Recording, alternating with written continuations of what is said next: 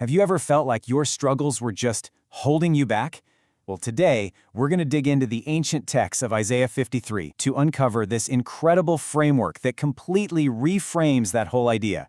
It shows us a way to find real, deep purpose, not in spite of our pain, but actually because of it. Let's get into it. So let's just start right here with this question, because it gets right to the heart of everything. What if the very things you believe disqualify you are actually preparing you for your biggest impact? I know it sounds kind of radical, right? But this idea is at the very center of the story of the suffering servant. The text introduces us to this main character, who isn't some triumphant king or a celebrated hero. No, he's someone who is defined by rejection and pain.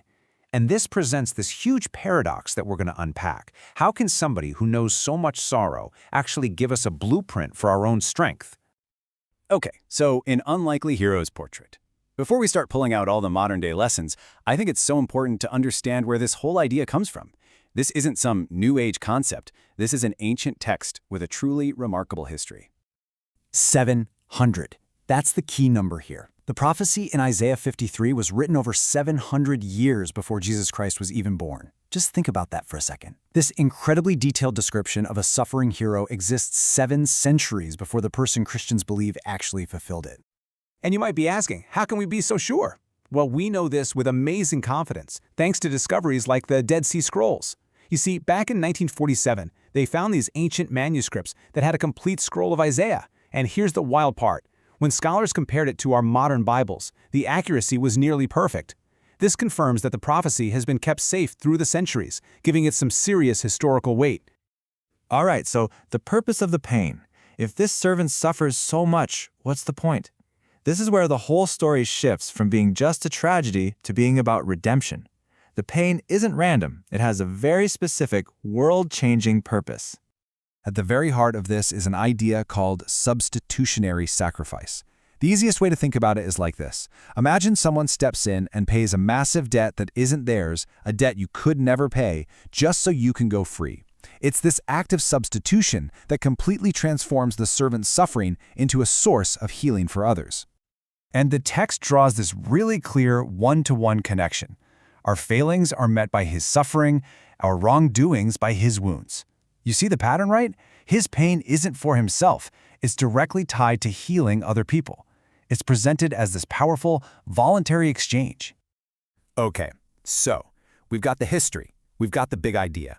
Now for the most important part. What does any of this mean for our lives right now?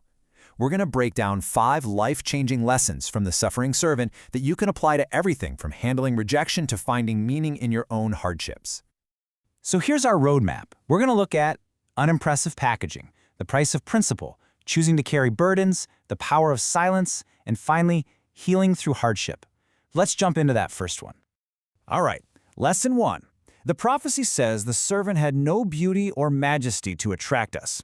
In our world, which is totally obsessed with image and personal branding, that is a wild message. It's suggesting that real impact, true greatness, has nothing to do with a flashy resume or a perfect look. It comes from a deeper purpose, and it often shows up in the people we would least expect. And it really all boils down to this. It's a fantastic reminder to stop waiting until you feel qualified or look the part.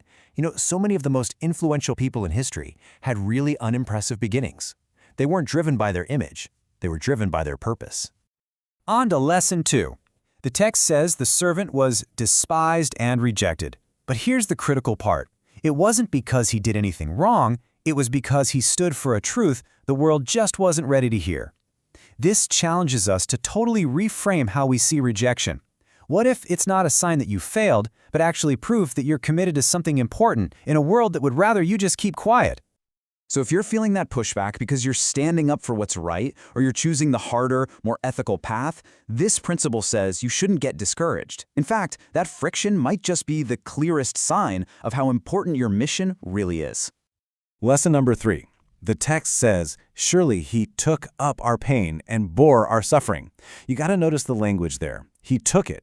This wasn't something that was forced on him. It was a choice. And that, right there, is the heart of what servant leadership is all about. Willingly stepping in to carry a weight that isn't even yours, just to help someone else move forward. This distinction is just so important. When you choose to help carry a burden, you are operating from a place of strength and purpose. That is leadership.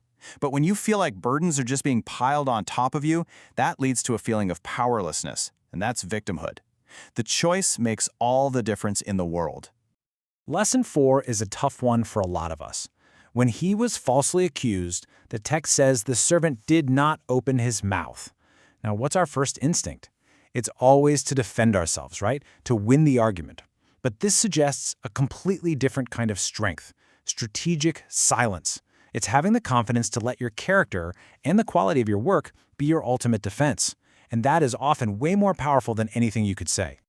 I mean, it's true, right? Sometimes just choosing not to engage in the fight is the most powerful thing you can do.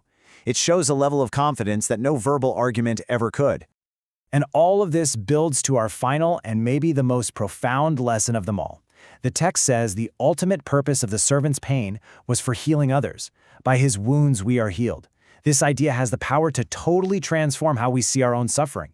Your struggles, they're not just obstacles anymore. They actually become your qualifications, equipping you to help other people navigate that same exact territory. I just love this metaphor. It means that your past pain doesn't have to be a source of shame. It can be repurposed into a source of hope for someone else. You know, the person who overcame addiction, the business owner who failed and learned from it, the one who walked through deep grief. They don't just have a story. They have a roadmap for everyone who comes after them. So when we put all of these lessons together, we land on this really powerful summary, this servant principle. We find that there's a kind of greatness hidden in suffering. And this really is the ultimate takeaway. Our culture tells us again and again that a great life is a comfortable one, a life free of pain. This principle argues the exact opposite. It says that a great life is measured by what you're willing to endure for a purpose that's bigger than you are.